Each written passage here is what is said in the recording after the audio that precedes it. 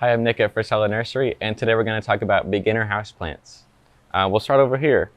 This is a golden pothos. The more sunlight you give it, the more variegated it becomes, but it can take all kinds of light conditions. Just watering maybe once every 2 weeks.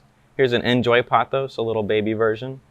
Up here we have a Christmas cactus. It likes a lot of sun, not a lot of water, probably every 2 to 3 weeks. This is a Syngonium Arrowhead Syngonium. This one's really fun. It bushes out really well and it'll start to trail out. It likes like indirect sunlight. I don't know, 2 weeks of watering would be fine.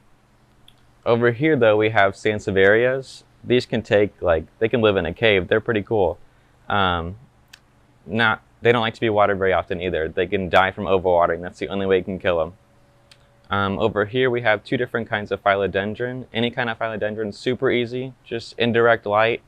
That includes monsteras too. And then up here we have a Hoya. This one's really neat. It kind of gets a little pinkish color when it gets more sun, but it can take all kinds of conditions of light too.